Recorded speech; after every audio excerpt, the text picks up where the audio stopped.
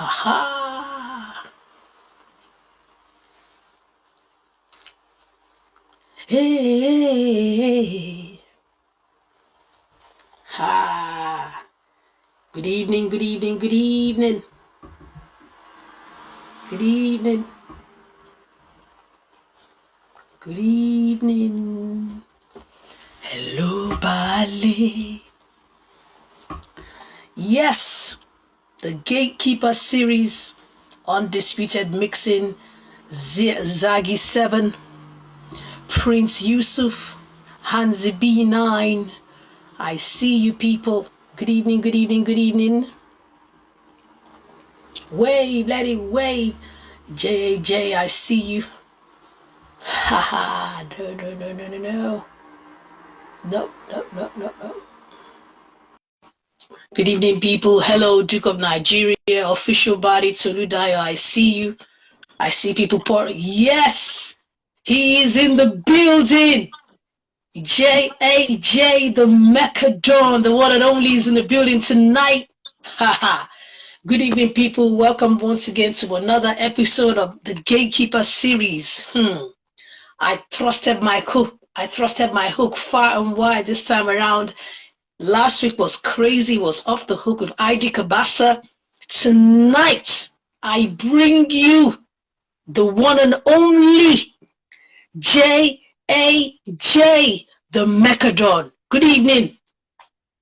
Hi, how you doing? I'm good. How are you? How are you? It's so good to have you here tonight. Yeah, thanks for having me. You're one person that I've admired for so long. You know, you're so different. You're so unique in everything that you do. JJ, let's start from the beginning. Let's start from the beginning. How did you? Why radio? Where did it all start from? Wow. I've gone over this story a million times. Okay, so I'll just make it 1,000,001.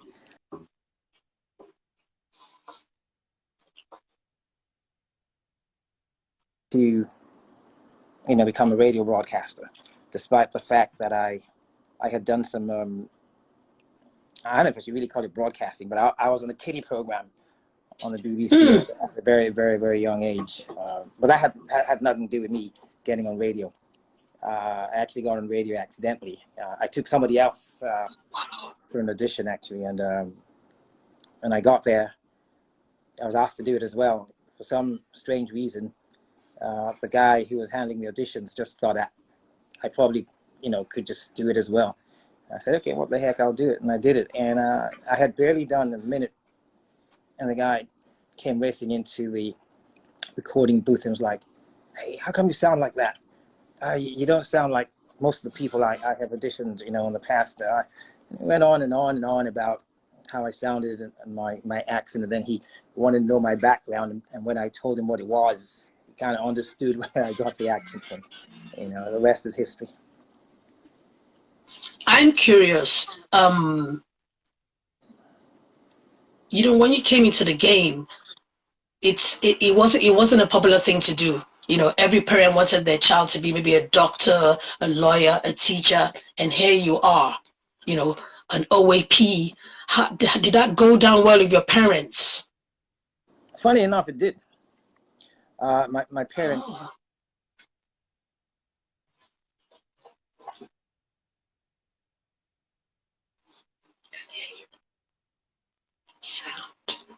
Sound. Can you hear me? Okay. My parents were very liberal. I mean, whatever I wanted, whatever I wanted to do was just fine with them, as long as it wasn't anything terribly bad, And it wasn't even terribly bad at the time. Funny enough, a lot of people wanted to get on radio at the time, but they just couldn't because the standards were a lot higher than it is right now. Like right now, I could put my dog on radio, But I mean, back in the day, it wasn't like that. Oh wow! That I was actually going to ask you that, but you've already answered that as well. So when you auditioned, how did you get the Radio Nigeria gig?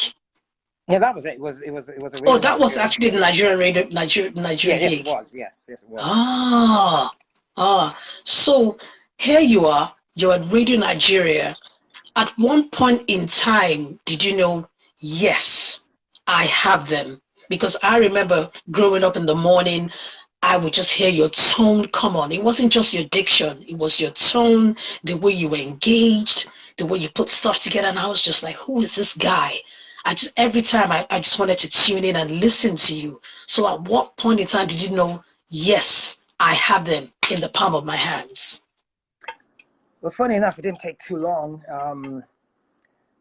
At the time I started with a couple of guys, Fredo Shudi and Kundaladiko, who is, his soul rests in perfect peace. But Fredo Shudi, and I, we were like tag team partners, and we had the same kind of background, and both of us could rap to start with, and we both had the gift of the gab, so it didn't really take so long, because in no time we just took the whole nation by storm. Hmm. Hmm.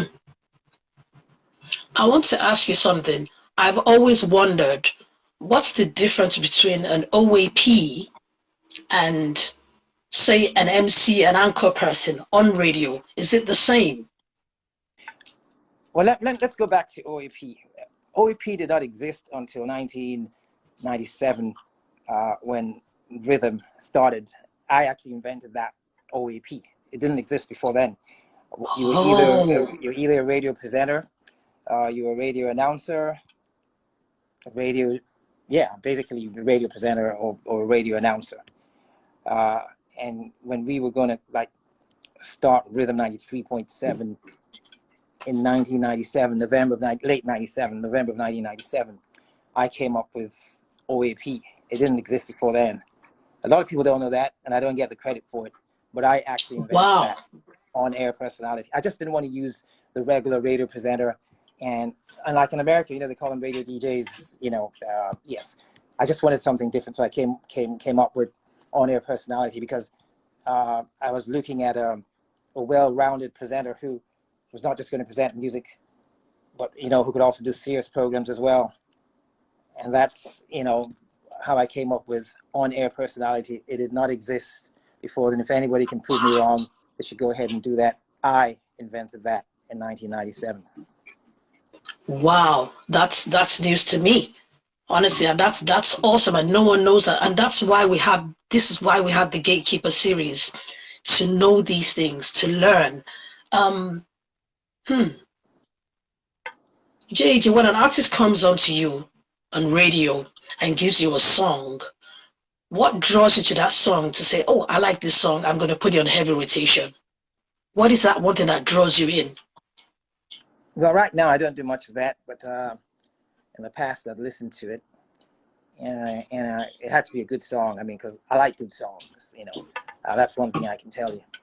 And I've listened to a lot of songs, in my life, even way before radio. I grew up listening to music, a lot of music, so it had to be good to start with. If it wasn't good, I'd be polite. I'm not going to tell you it's crap and go home. No, I'll probably just advise you to work on a few things and then come back probably with the same song or another song. But I never got on anyone's nerves or got rude, because I know some people do that. They just tell you, this is absolute crap. Just don't even try this in your next life. You know what I mean? But I would never say things like that. So, so in a sense, you sometimes double as an A&R for an artist. Let's talk Yeah. about, The let's, funny part is free of charge. Yes.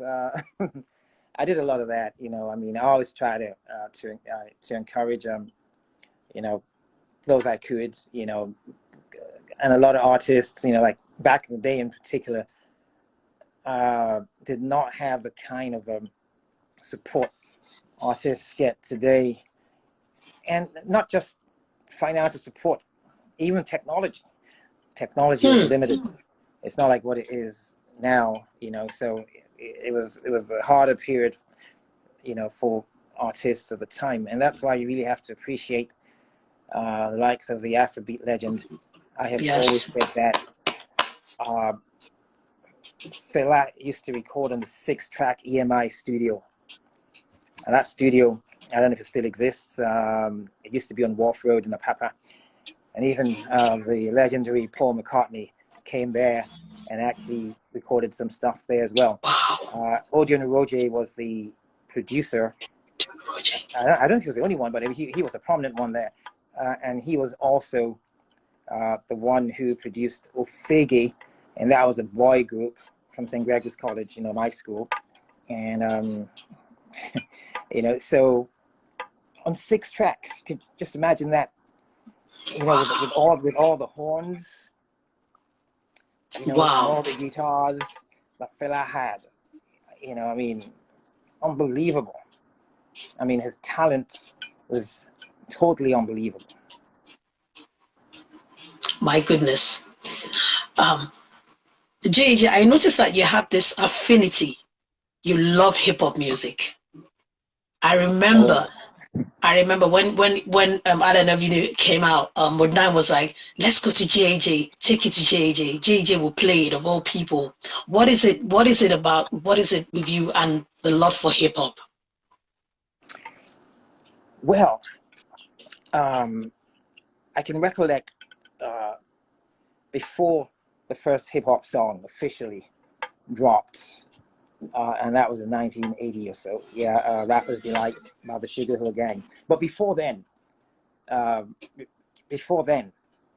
had been to a couple of clubs in New York where people would rap, on an instrumental. The DJ would rap on an instrumental, in between 2 songs. And I don't know, it just immediately got me.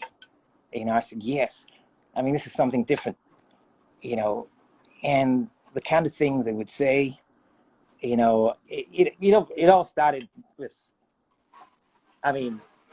pretty much jive. It was just braggadocious and all that initially, but even at that, it was funny, and they would rhyme. They would rhyme. And at that point in time, I didn't even know that eventually people were going to actually drop, rap songs. So when Sugar Hill dropped Rapper's Delight, I was very, very happy. And a lot of people were around the world as well, and I could rap that song from the beginning to the end, and a lot of people did at the time. And then the floodgates, it caught on, and then a lot of people, started rapping. There's still this, I wouldn't say uncertainty, but there's still been this argument, as to who the first bunch of rappers, were, because some people would tell you, look, the Sugar Hill Gang, they were opportunists. They were lucky enough to get recorded, and they were able to drop the song. But before then, there were other people who were doing it. And it goes even further. And then you start to talk about how rap actually started. And then you now talk about people like DJ Kool Herc, who came in from Jamaica in the 60s. Yes. And he took this to New York. I met him back in the day.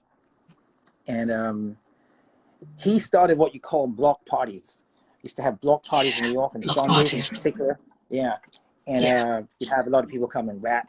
And I remember that, you'd have loudspeakers almost 2 stories high. Loudspeaker, the music could blow you off your feet. It was crazy. And that was it. That's but even at that point in time, the hip hop artists or the rappers at the time couldn't get profit deals. So they had to deal with small labels of their own. And the big labels, the EMIs, the Sonys, and I think the Polygram and those record labels that existed back in the day, a lot of them have well, not gone under, but a lot of them have merged and have new names. They said it was trash, it was not going to last, it was from the gutter, and all of that. But hip hop has proved them wrong. Hip hop always proves them wrong. So that was just how hip hop started. But then again, you got to look at what was happening in Jamaica as well, because Jamaica can actually take, the credit for starting this whole thing, although it was done in patois. But they had been doing this since the 1940s. They've been doing this since the 1940s, And then we could even go centuries back to the Yoruba Ewi. Come on. Whichever way Come on now. Whichever way you look at it too. Yes. Rap, but it was all about the yes. message, and a message was done with poetry. Yes. And that was it. Yes. So that's it. So yes, I mean I was just so happy. I mean, like it wasn't like I didn't like love songs and all of that. At some point for me they were like kind of boring. It was the same I love you stuff, and I wanted something more diverse, and rap gives you that opportunity where you can rap about different things. You could even rap, you can rap about love. Some people do. One of LL's biggest songs was "I Need Love." That was the breakthrough one anyway. Back in I think that must have been in 1985 or so, or 87. But it could also be very political, and it could be very conscious. Yes. Yes. The message back in '82, Grandmaster Flash and the Furious Five. That caught on like wildfire, because it was just a shift from the rap of 1979, 1980, and 81, the Curtis Blow sort of rap, and many other of the groups at the time, and it was just about what I wear, my clothes, my shoes, the honeys and all of that. But Grandmaster Flash changed that with a message in '82, and that opened a different chapter entirely. Do you think? Do you see us having our own proper hip hop movement in Nigeria? Do we need to do more? I still feel like there's something missing. The way it's deeply entrenched in other parts of the world. I still feel like it's not that way yet in Africa, especially in Nigeria. What do you think we need to do? Well, you're talking about the movement, right? Not the music, or you're talking about both? Both. The movement and both. The music. Yes. Okay, let's start with music, right? Hip hop was strong in Nigeria. Yeah, I can recollect that a lot of artists in Nigeria, especially ones in the 90s and the early 2000s, a whole lot of them started as rappers. Even Two-Face did. I'm sure a lot of people don't even know that. And the number of people who tried their hands at rapping is unbelievable. Even Ramsey Noah did. Ramsey Noah. He tried rapping, really? but I guess it's better. What he's doing now is better. I think he does that better than he did rap. Anyway, so a lot of people actually, and I think one of the reasons why they thought it was easier was because all they really needed to do was just to rap to themselves. You didn't really need a guitar and drums and all that. You could, you could just rap and then maybe rap on an instrumental piece, which was kind of different, from an R&B song, for instance, and then we had the Pigeon. I don't know if you can remember the song. The song was titled Monica. Yeah. You remember that song? Yes. Of course. Junior and Pretty. Junior and Pretty, yeah. Junior and Pretty, yeah. Really, if you really look at it officially, they were probably Nigeria's first, rap group. Yeah. Junior and Pretty. Yeah. And we gave them a lot of support, and so did DJ Jimmy Jet. Back in the day, and but the reason why at some point, even right now, there still are a number of rappers, hip hoppers, but the whole new Nigerian wave of music, just blew them away completely, and a lot of them just really had to adapt to what the people want. And so I know quite a number of them who turned out to be singers. Mode 9, he he put it in everything he had. You know, it was a Yes. struggle. You know, even to be accepted was a struggle. You know, Yes. despite the fact that he's so talented, and there are many others like him who are so talented. But that's just the way the industry is. The industry could be cruel. You know, Hmm. the industry is cruel, actually. You know, Yes. and Yes. a lot of them just couldn't fit into the tides. And some people just wanted to keep it real, just who they were. You know, they just wanted to be that way. They just believed they could sell out. You know, but a lot of people sold out anyway. I mean, for the money, of course, and for the commercial success, and that was everywhere, not just here. I mean, even in the U.S., there's a lot of that too. Yeah. And I Yeah. remember back in the day, you know, MC Hammer, you know, was trying to take a Mickey out of some other rappers who said they were keeping it real, and they said they were broke, and said he wasn't a good rapper, but he was making millions of dollars. You know, so, but for the sake of rap itself, you know, and you know, for the art itself, you know, I think people should add a lot of creativity, keep it going. But thank God, I mean, the thing is, you just can't even kill it, you know, because even when Yeah. you think Yeah. it's You so can't. bad, even when you think it's so bad, I mean, even at Comes some back point, Nas again. had to come out and say, hip hop was dead. But in no time, it bounced back. It always will, you know. So Yes. yes, I mean, the truth is, like for me, the only thing I listen to in my car is rap music. I can play whatever anybody else Hmm. wants because that's what people want. But if I'm bumping in my Yes. car, it's got to be rap and it's got to be very loud. Hmm. Yeah, that's just the truth. Yeah. um. JJ, I want to ask you something. I've noticed a couple of times when I've come into to the radio station to have interviews with you, you're always like, you know, you've got a lot of gadgets around you, a lot of equipment. Is it compulsory as an OAP to know how to work the boards, to know how to work the equipment, to have some technical knowledge? It's an advantage. You know, most people have a support staff in the studio who help them out. You know, some of the producers and sound recorders, but it's better if you can do it yourself.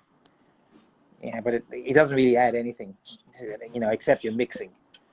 You know, except your mixing. I mean, like LD, for instance. I mean, he had been on Silverbird in Rhythm in Lagos and Port Harcourt and Abuja in Jos, and he finally just left. I mean, like he was one of the OEPs who could also mix and talk about proper, you know, DJ mixes, you know, street DJ mixes, you know, yeah. That is an advantage for those who Hmm. can. But some people just have the gift of the gab, and you know, it's just what they say, you know, that really matters, and they may not really be so crazy about music. IK is brilliant. He has the gift of the gab. He knows what to say. I see him as so much as a music, you know, person, but he can handle it. He can handle all the songs, you know. So there are people like that who can do that. LD was really into music. I mean, he was a rapper as well, Yeah. a brilliant one too, Yeah. and he could Yeah. freestyle on the spur of the moment. Yes. Yes. And I asked him a couple of times why he just didn't even do anything. I mean, like drop a song or songs. You know, I don't know why he just didn't. All that talent, Yeah. you know. I asked him as well a couple of times, LD like none, but he didn't. At a point in time, he sort of went into production, and then I don't know. Maybe he just got discouraged. Now let's talk about your Yeah. move to Rhythm FM. Your move to Rhythm FM. Were you headhunted or did you jump ship? Let's see. I well, you know, like you jump ship when the other ship is sinking. I mean, that's more like it. Um, But that's not why. You know, I just wanted to expand my frontiers at the time, and then I mean, of course, I had known Ben Bruce, you know, forever, and I knew he had plans to set this up. So we sat down together, you know, and with Guy, and came up with the philosophy, you know, of the station and all that. And we knew the challenges. We knew who we had to knock out.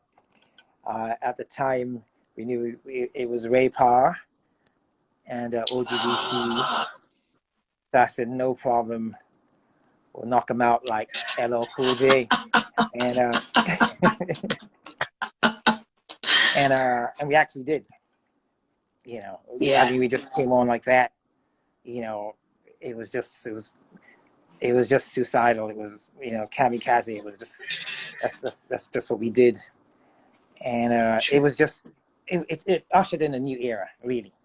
You know, and I brought in DJs who would mix. So you had the OEP, you know, just doing the links and all the talking, but all the music was being played by DJs. I brought in DJ Waxy, you know, and I remember Ben Bruce at the time, like, I mean, are you going to have club DJs in this? I said, no.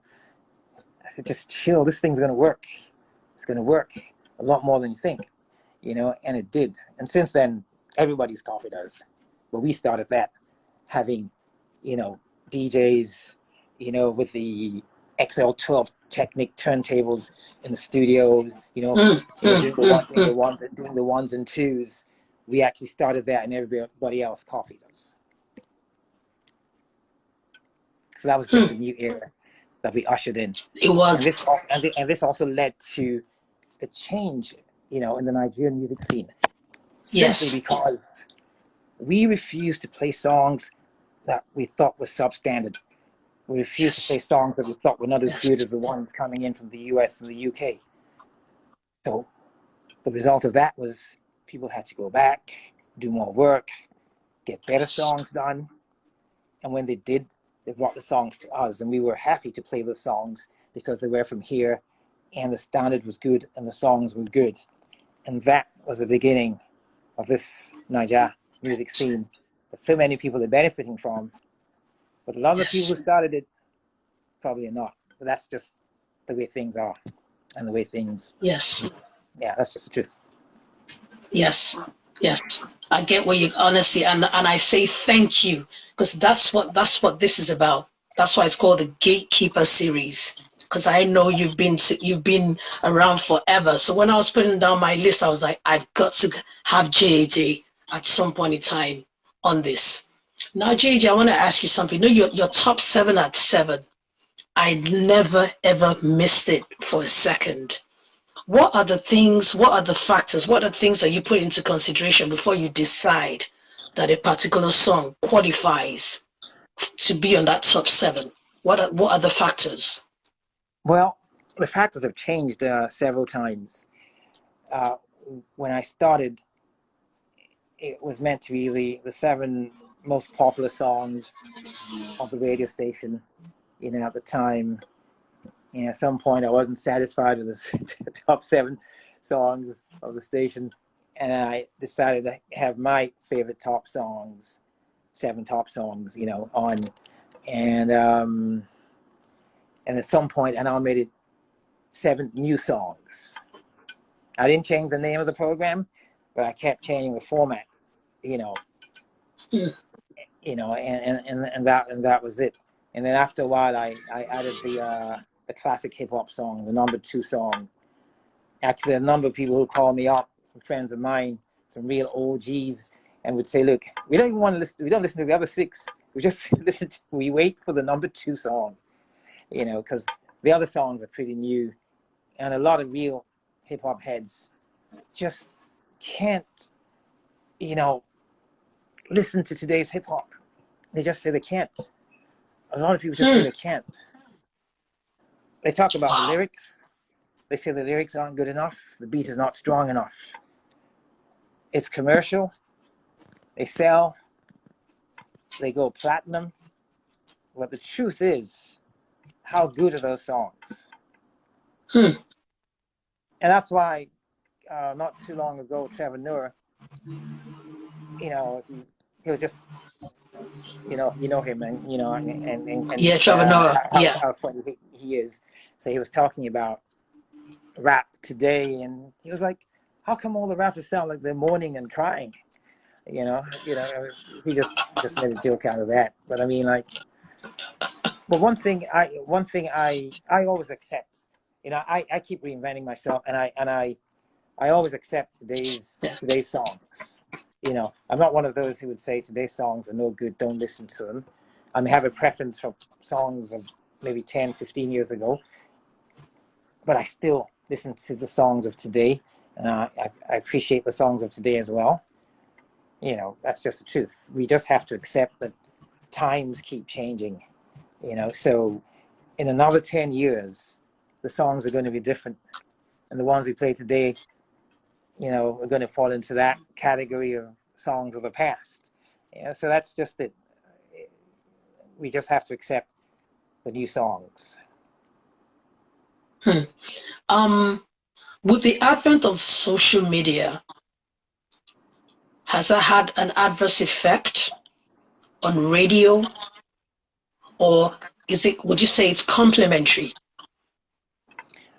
I think it's a little of both, or a lot of both, actually. A lot of both. Compliments, yes. And it's also watered it down a bit too. Yes. And like now you have, because of social media, a lot of people have become broadcasters. Whether right or wrong, but broadcasters. Whether good or bad, but broadcasters. So social media's done a lot of that. So it's given everyone a voice in a way. Literally, it has. And for quality, maybe not. For acceptance, maybe yes. That's just the truth. So I just think it complements, and it has also, as I said, watered it down a bit. And if it goes on like this, maybe in a few decades, radio will probably be totally dead. Wow. Yeah.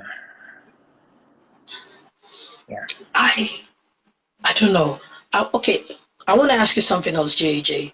Somebody wants to come into the game and wants to do what you do, and they want to do it properly. And the reason why I'm asking you the question is this. A lot of the young cats have this microwave mentality. I just want to blow today. I'm going to become a huge star today. And they want to do what you do.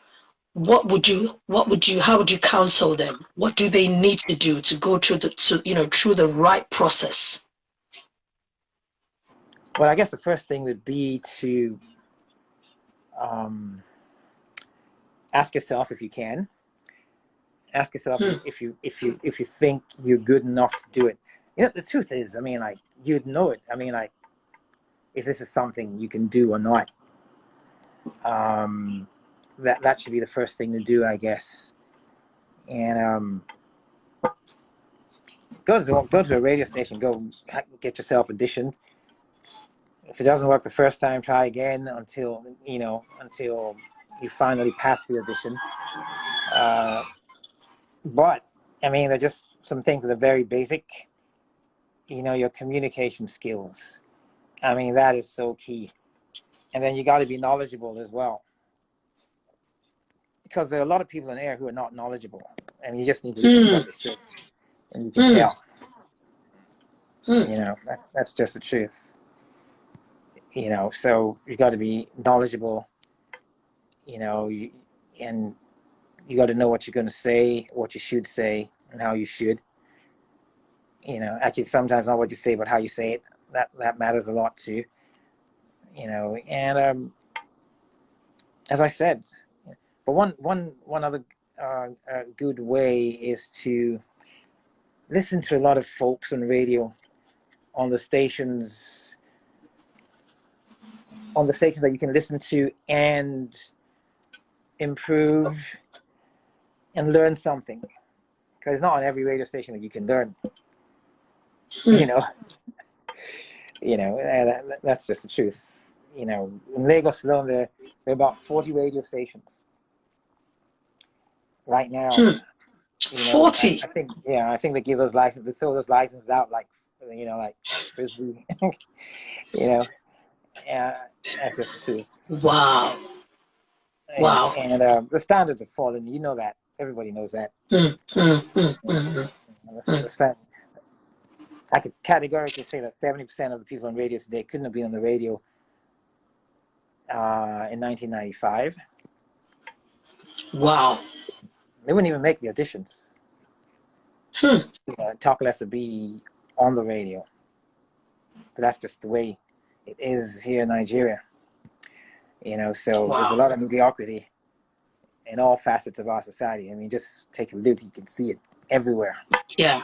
Mediocrity. And that's why the nation is the way it is. Mediocrity. Wow. Have you ever considered some sort of mentorship to the ones who really want to do it right, coming through the ranks? I think I've done a lot of that with a lot of people, you know, who have been on rhythm, or some who still are, you know, over the last 24 years.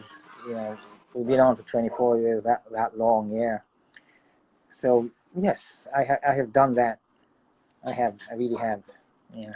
Awesome. And awesome. a lot of them are doing, you know, pretty well. Yes, and you know, pretty happy, you know, about those ones who have turned out to be very successful. Let's veer into another realm. I love the way you've diversified. You know, there's a transitioning that's gone on in your career. You're now the general manager of creative development of the Silverberg Group, and at the same time, you're the vice chairman of the editorial board. How do you juggle these responsibilities, and do you ever get conflicted when you do?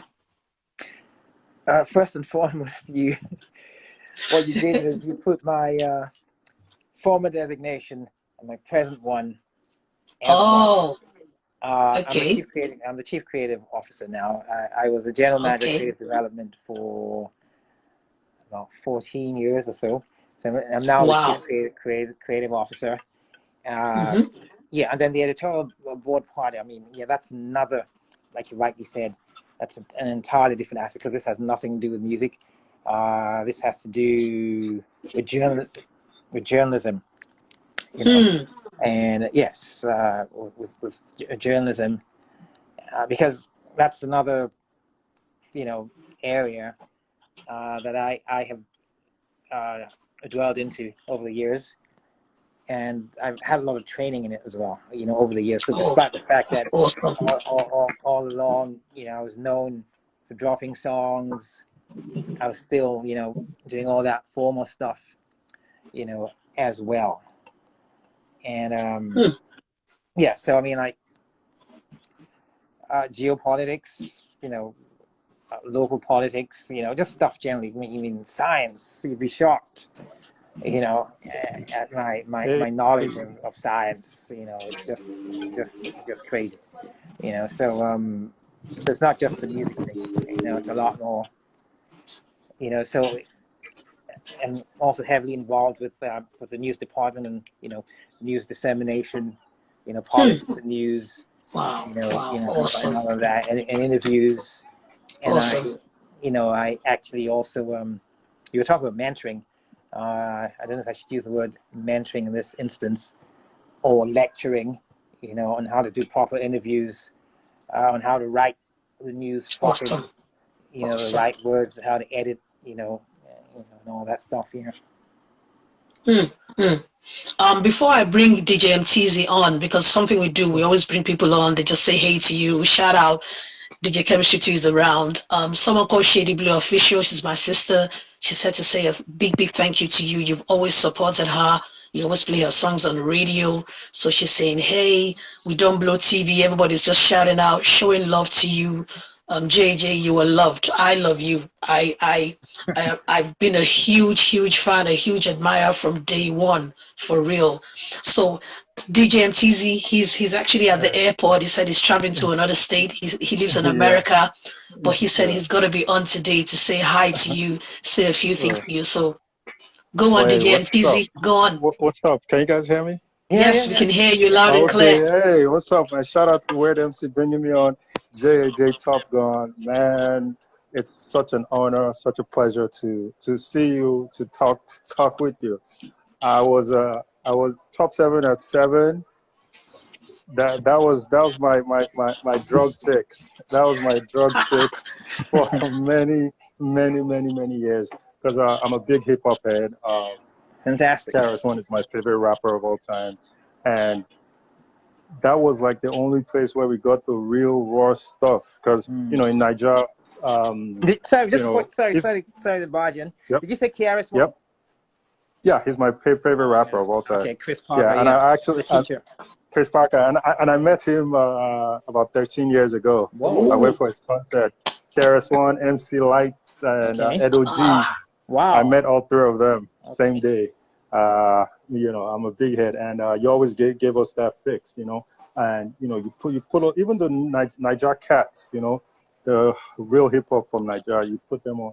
So one question, that I have for you, lots of good music came out of Nigeria. There were lots of artists, they put out maybe just one song, tried to put a project out, but we only got to hear one song. You know, lots of these songs are nowhere to be found anymore. Like the Rough, Rugged, and Raw Casalago Boss, the original Rough, Rugged, and Raw themselves, they don't have the song. I hit them up, I stalked them. I'm like, guys, where is the original? There's a remix version, nowhere to be found. There was this microgravity song you used to play. There was this jam, Moto Jam Police. That was on your top 7 at 7. This must have been like 99, 2000. Moto Jam Police, Police Jam mm, Moto, something as Thunder, all those types of songs. Songs by Tina Onwudiwe.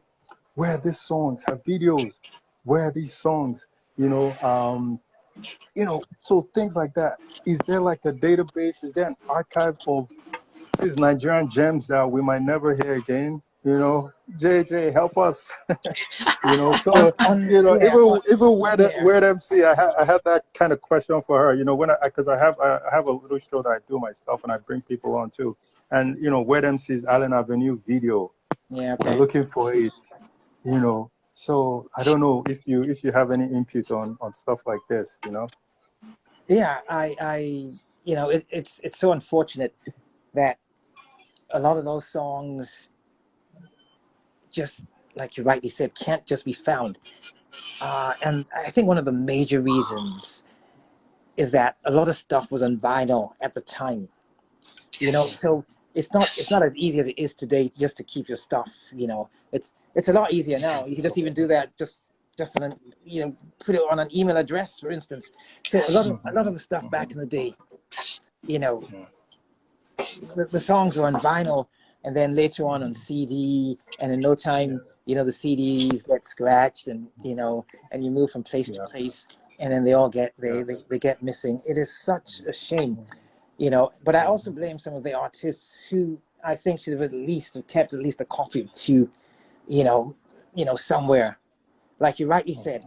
But also, you can still get a lot of them on the internet, because you talked about Casa and Go Boss. I think I played that or one of their songs, Rough, Rugged, and Raw, if not that one other one, recently. Actually, over the last 2 months, what I had done was to play as the number 2 song in the top 7 songs from Nigerian artists, that date all the way back to the 90s.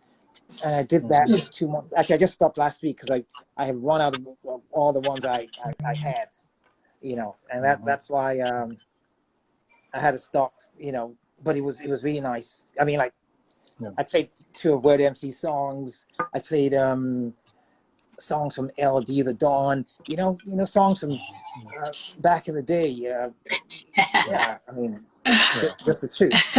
And Okay. there have been a lot of good Nigerian songs.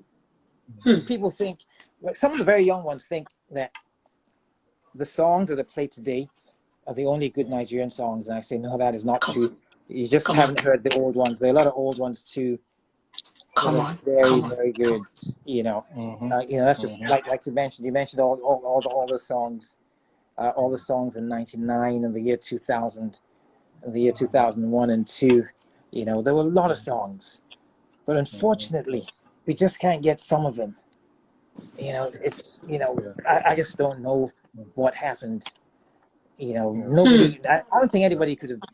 Nobody saw the future really. I mean, vinyl and then you get scratched and you don't find it any longer. I know how many records. I mean, like from my personal collection. Okay, let me tell you what happened to me a long time ago.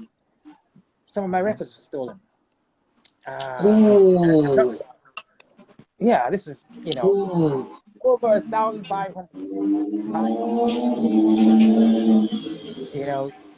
You just can't get them again. Songs from the 80s, from the 90s, they were all in vinyl. I mean, if it was today, that'd have been easy. Storage, you could save stuff, but then you couldn't. The most you could do, really, if you want to save, was maybe on a cassette, and then that was snap. Yeah. Play 10 times and it snaps. It's just so unfortunate. Yeah, I was a cassette You'd be surgeon shocked back that in the some day. people may just have some of these songs somewhere. Maybe someone's Yes. Well, now hopefully, I have these songs. So maybe we got to call out on those who have those songs to come forward. Yeah, I've been trying. Yeah. Yes. Recently, I was able to connect with Solo D. Oh, put it on Twitter. Put it on Twitter. Okay. And he had a bunch of he actually released a lot of the Swat Roots collections on Swat Roots. one of these streams. Yeah, Heavy. But there was this particular song with LDXL, Solo D, and Mode 9 on Tracy Chapman's Talking About a Revolution. They sampled that instrumental. Okay, I think I know that song. I'm looking for that jam. I'm looking for that jam. But it's all good, man. Thanks. I'm at the airport right now, waiting to catch a flight. So I said, I have to jump in with JAJ, the MECCA Dawn, who was my source years ago. Thank you, man. And shout out to you guys, man. Yeah, all right, thank you. Soul Snatcher, I'll see you, man. All right, thank you, people. Bye now. Bye-bye. Yes, JJ, I've got Soul Snatcher. I've got Snow Snatcher in the building. He's saying, hey. You probably won't remember. I remember coming to Rhythm. It was big time back then. Was playing. I brought our new single, Shock Therapy, Rooftop MCs. And you were in your office. You barged in and said, "What is that music?" And I said, "It's us." And then I introduced myself as Baba Maliki's son. I know. Baba Maliki. Yes. And you showed us so much love. I just said I have to be here just to, no question, just to show you love. That you showed us so much love. I had a radio show on Echo FM, and I just more or less fashioned it after your show.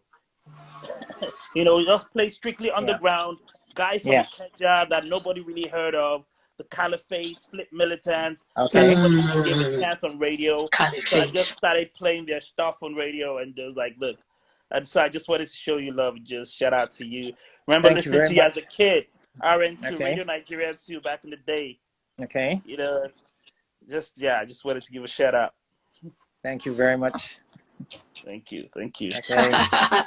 We love you, man. I'll exit now. I just wanted to show some love. Yeah. Okay. That's fine. This is home.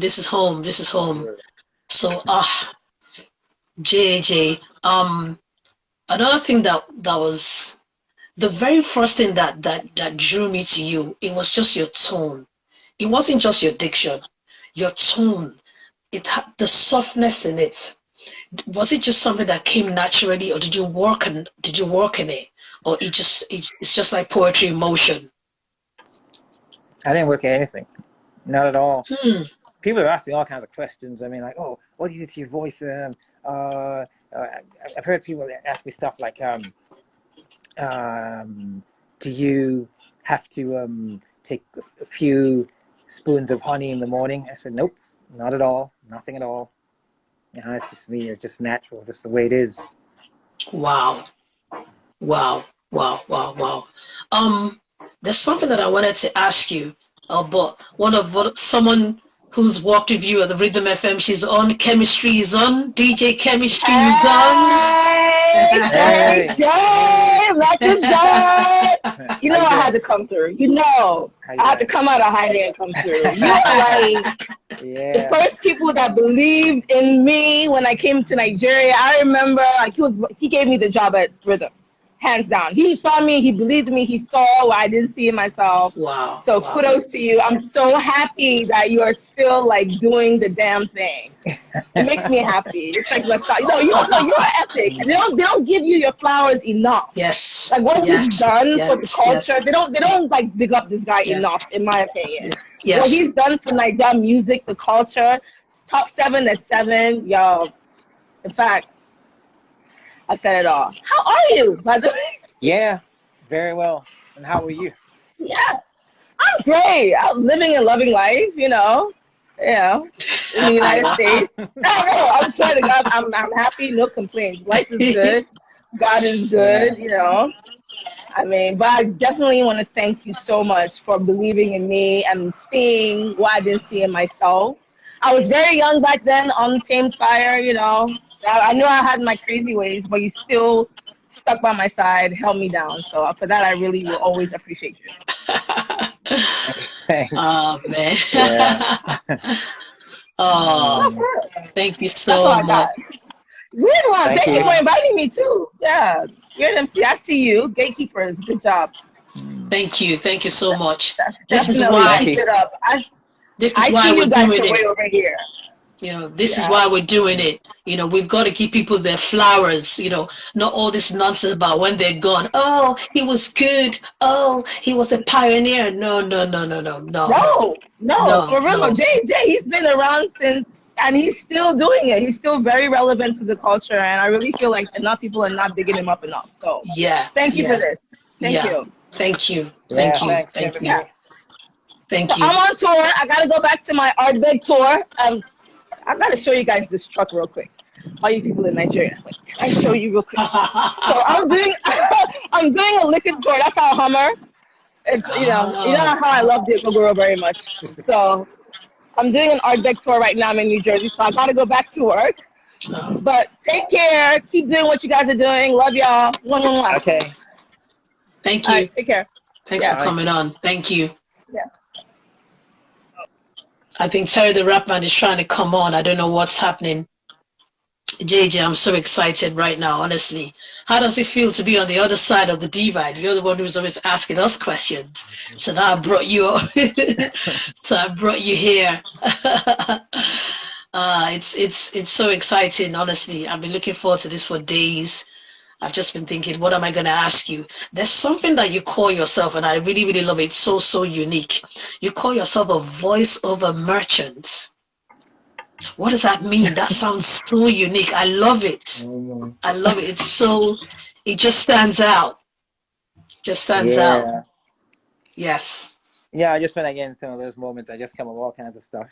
And I also just like to kind of like describe myself differently.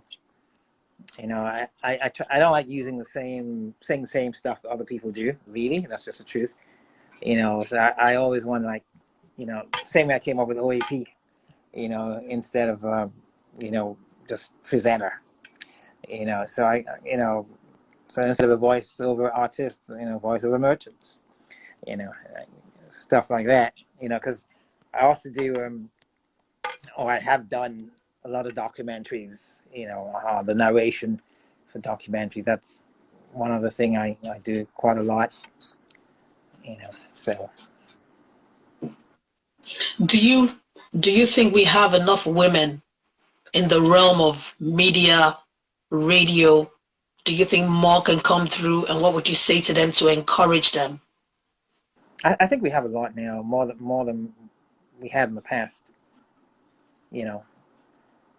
but more could still, step in. Why not? Yes.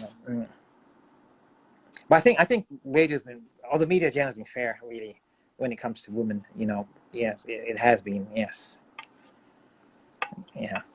Compared to other industries, like science, for instance, there aren't that many women in science. In Nigeria, I'm not saying there aren't at all. What I'm saying, there are not as many, not even nearly as many as the men. But on radio and TV, the media generally, there are a lot of women, and they're doing very well, which is good. JJ, salute. Someone just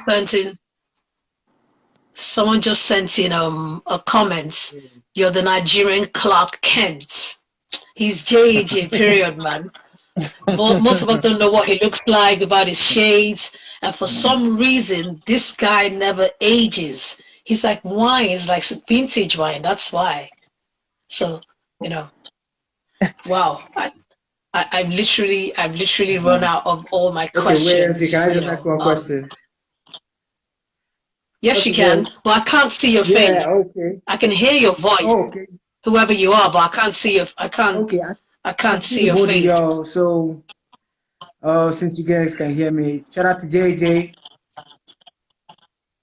Yeah, thanks. Yeah, but who's on? What's your name? Oh, yo, it's Terry the Rap Man. Oh, it's Terry the Rap Man. Terry! Okay, yo. So, I just got one question to ask, right? Just that Terry's turned out to be the invisible man. Yeah. JJ, I just want to ask, do you remember a show you used to do way back in the 80s called Music Clip?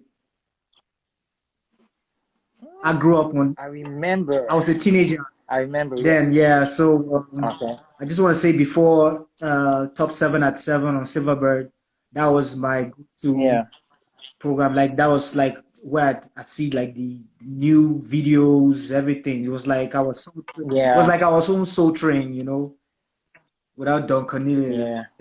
let me let you into a secret. Let me tell you how that that's really amazing. Oh, thank you.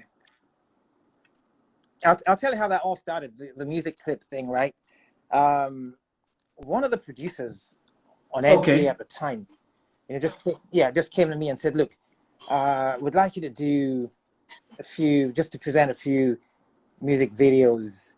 We'll use them as fillers, and we'll also use them when programs fail, and that's how the whole thing just started, and just like that, and it became very, very popular at the time. Yes.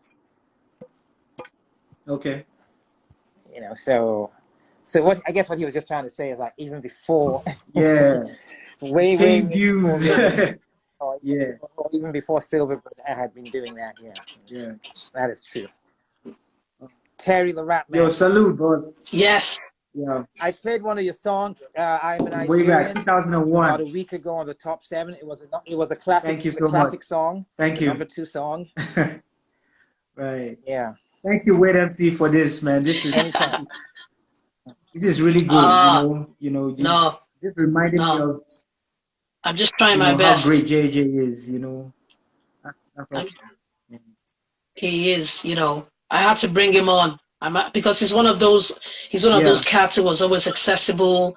He was always so receiving. He didn't have a chip on his shoulder. So when this literally dropped in my heart, I knew I had to bring him on. The mindset today, JJ. I just want to blow. I just want to explode like some bomb. How? Oh my goodness. What would you say to these kids out there today? Because they'll say, "Mama, I just want to blow, and I want a G-Wagon. I want a home in Banana Island." And I'm thinking, guys, calm down. There's a method to this. There's a process to this. What would you say to them?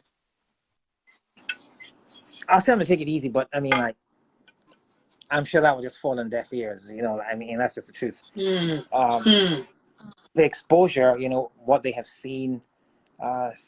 Social media is not helping issues either.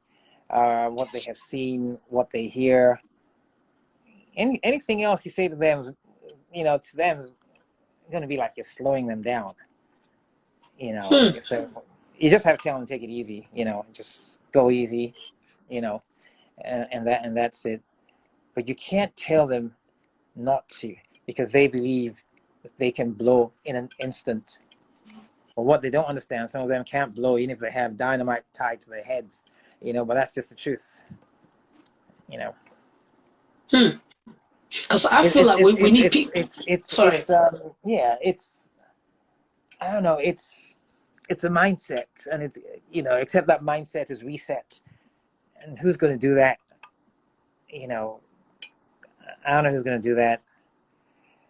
But if, you know, like what you're doing now, I mean, like what you're doing now, this could grow into, you were talking about mentorship, for instance. This could grow into something else, you know, where you have a lot of young people, you know, aspiring young people, Yes. you know, who come from mentorship, and you just get to teach them and make them understand about doing things properly.